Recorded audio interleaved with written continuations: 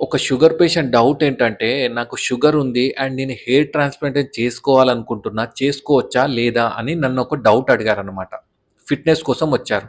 అయితే నార్మల్‌గా ఏంటంటే, అతను రెగ్యులర్‌గా చెకప్ చేసినప్పుడు హెయిర్ ట్రాన్స్‌ప్లాంటేషన్‌కి ముందు ఏమంటారు జనరల్ బ్లడ్ చెకప్ చేస్తారు కదా! దాంట్లో ఏంటంటే షుగర్ అని వచ్చింది. సో, ఫిజిషియన్‌ని వెళ్లి కలవమని చెప్పారనమాట. అయితే అతని డౌట్ ఏంటంటే, ఇప్పుడు నాకు కొత్తగా షుగర్ వచ్చింది. షుగర్ వచ్చినప్పుడు నేను ట్రాన్స్‌ప్లాంటేషన్ చేసుకోవచ్చా? లేదా? ఏమన్నా రిస్క్ ఉంటుందా? లేదా? అని అడిగారన్నమాట.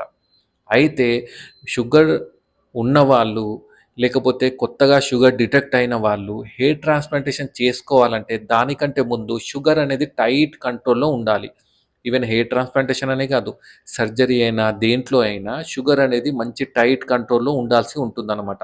అలా టైట్ కంట్రోల్‌లో ఉంటే హెయిర్ ట్రాన్స్‌ప్లాంటేషన్ అనేది ప్లాన్ చేసుకోవచ్చనమాట.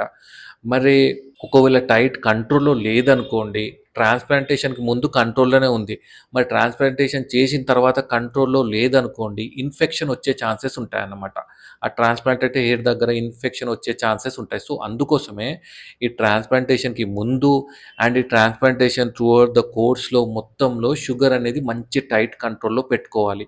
అంటే ఎక్కువ కార్బ్స్ ఎక్కువ తీసుకోవద్దు. స్వీట్స్ ఇలాంటివి తీసుకోకుండా మంచి టైట్ కంట్రోల్‌లో పెట్టుకుంటే ఎటువంటి ప్రాబ్లమ్ ఉండదు. షుగర్ ఉన్న వాళ్ళు కూడా హెయిర్ ట్రాన్స్‌ప్లాంటేషన్ అనేది చేసుకోవచ్చు. సో, ఇది తెలియని మీ ఫ్రెండ్స్ అండ్ ఫ్యామిలీకి కూడా ఈ వీడియో షేర్ చేయండి. Thank you.